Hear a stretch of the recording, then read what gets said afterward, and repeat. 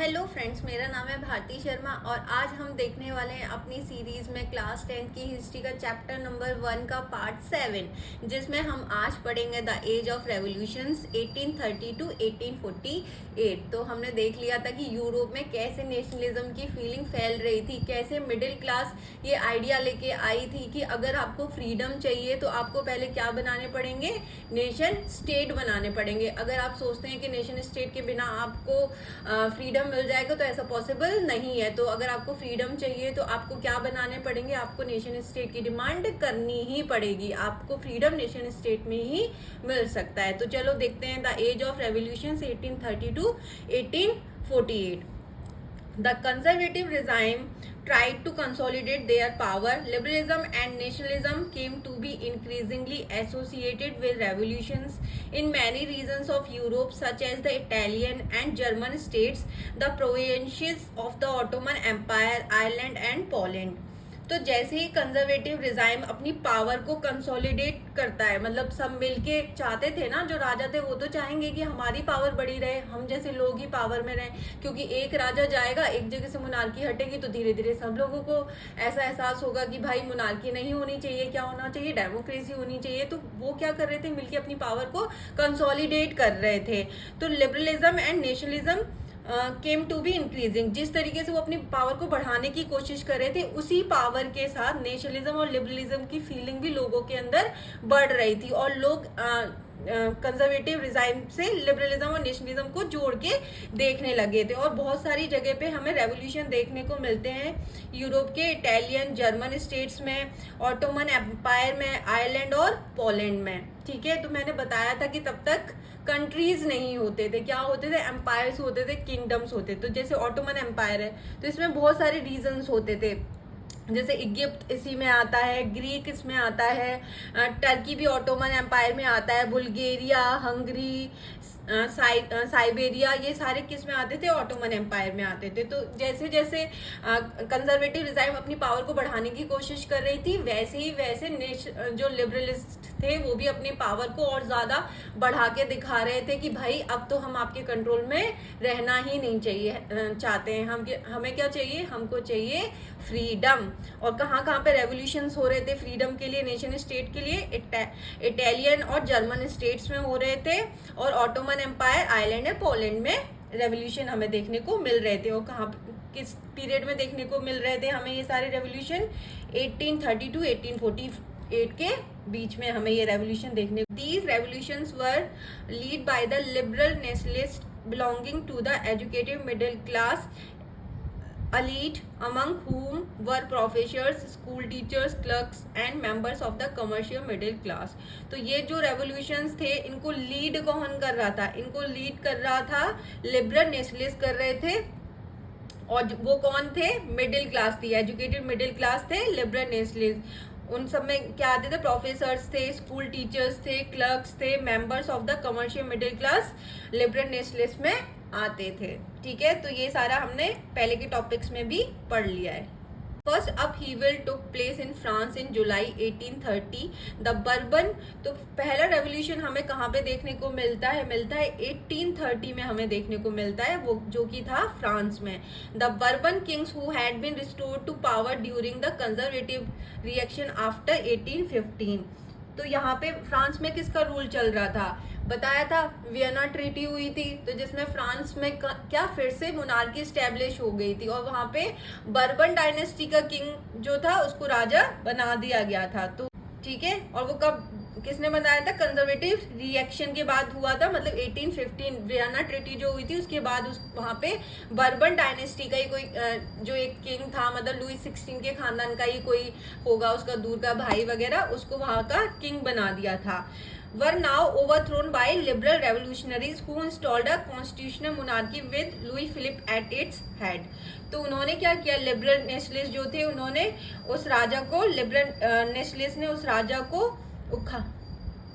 मतलब ओवरथ्रोन कर दिया और वहां पे कॉन्स्टिट्यूशनल मोनार्की फिक्स कर दी और कॉन्स्टिट्यूशनल मोनार्क बना दिया लुइस फिलिप को।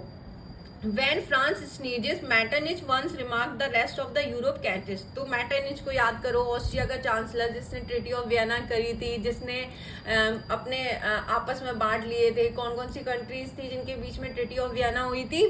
ऑस्ट्रिया था, फ्रांस था, ऑस्ट्रिया था, रशिया था, प्रुशिया था और ब्रिटेन था। इन 4 कंट्रीज के बीच में क्या हुई थी? ट्रीटी ऑफ वियना हुई थी, जिन्होंने आपस में अपने सारे रिजाइम्स को बांट लिया था।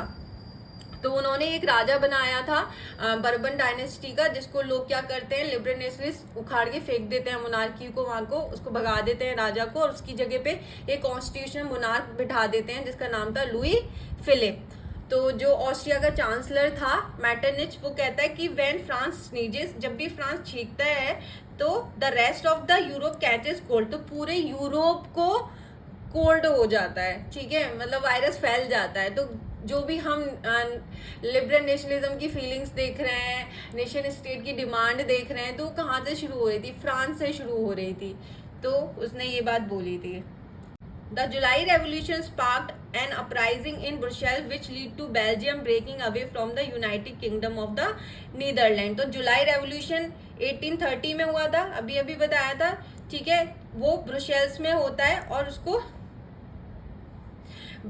ब्रुसेल्स में फैल जाता है और उसको lead Belgium which lead to Belgium breaking away, Belgium टूट जाता है, ठीक है। तो जुलाई रेवोल्यूशन स्टार्ट हो जाता है ब्रुसेल्स में, जिसके थ्रू बेल्जियम जो है, Belgium breaking away from the United Kingdom of the Netherland. तो बेल्जियम क्या है, अलग हो जाता है यूनाइटेड किंगडम ऑफ द, और बेल्जियम, द जुलाई रेवोल्यूशन 1830 में स्टार्ट हो जाता है और कहाँ पे फैलता है? ब्रुसेल्स में फैलता है, और जिसके थ्रू क्या होता है, बेल्जियम अलग हो जाता है यूनाइटेड किंगडम ऑफ नीदरलैंड से।